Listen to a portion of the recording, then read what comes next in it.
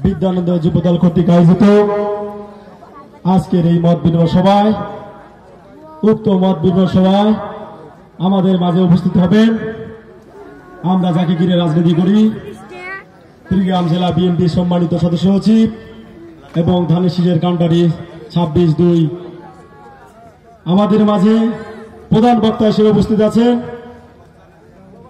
যুবদলের আইডল কুড়িগ্রাম যুবদলের সম্মানিত সভাপতি জনাব মোহাম্মদ রায়হান কবির ভাই। আমাদের মাঝে আরো উপস্থিত আছেন রাজহাট উপজেলা বিএনপি সম্মানিত ভারপ্রাপ্ত আহ্বায়ক প্রিয় বড় ভাই অ্যাডভোকেট শরীফুল ইসলাম ভাই। আমাদের মাঝে আরো উপস্থিত আছেন রাজহাট উপজেলা যুবদলের সম্মানিত আহ্বায়ক জনাব মোহাম্মদ আব্দুল কুদ্দুস মামা।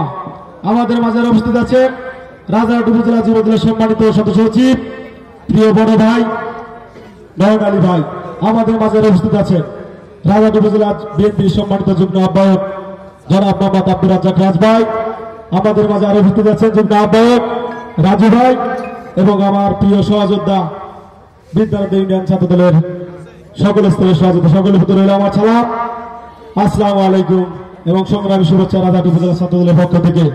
প্রিয় সহযোদ্ধা, এখানে বক্তব্য রাখার কিছু নেই। আসলে আমরা কার দল করি? আমরা 1971 সালের স্বাধীনতার ঘোষকের দল করি। আমরা কার কথা বলি? আমরা পরপর 3 বারের প্রধানমন্ত্রী যিনি পালাটি নয়, যিনি দুঃসময়ে দীর্ঘ 217 বছর যিনি এই ফ্যাসিস্ট সরকারের আমলে যুদ্ধ করেছেন দেশ নেত্রী বেগম খালেদা জিয়ার দল করি। আমরা কার নেতৃত্বে চলি? আমরা জনাব তারেক রহমানের নেতৃত্বে আমরা চলি। তাই আমরা বলতে চাই প্রিয় বিদ্যানন্দ নিবাসী, আমি স্টেজের সামনে দেখতে পাচ্ছি সেই তারুণ্য।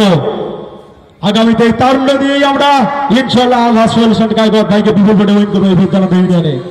আমি ছাত্র দলের সাথে বলতে চাই আমার ছাত্র দলকে আপনারা পিছিয়ে নেই।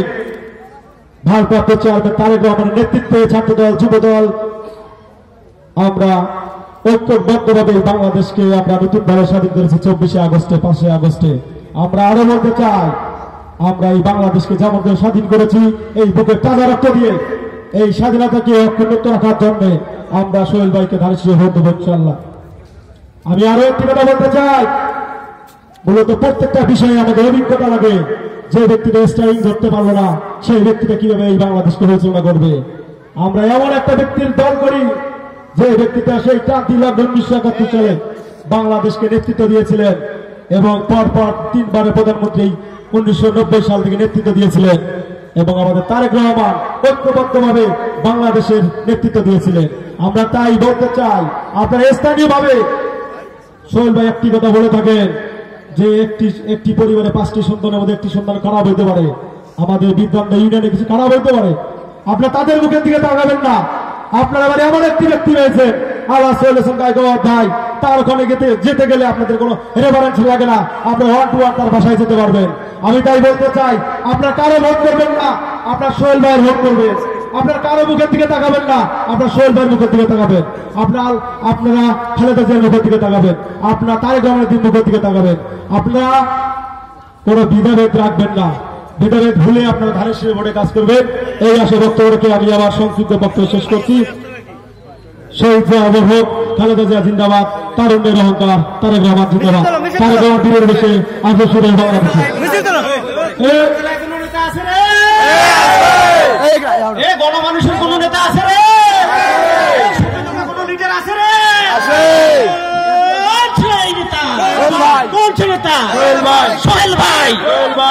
সোহেল ভাইয়ের মার্কা ধানেশীষ মার্কা, সোহেল ভাইয়ের মার্কা ধানেশীষ মার্কা। তারুণ্যের প্রথম ভোট ধানেশীষের পক্ষে হোক, তারুণ্যের প্রথম ভোট ধানেশীষের পক্ষে হোক, মা বোনদের প্রথম ভোট ধানেশীষের পক্ষে হোক, 17 বছরের প্রথম ভোট ধানেশীষের পক্ষে হোক, যে তার মাতো প্রথম ভোট ধানেশীষের পক্ষে হোক। বাংলাদেশের কোন নেত্রী আছে? কুড়িগ্রাম জেলার কোন নেতা আছে? ধানেশীষের কোন নেতা আছে?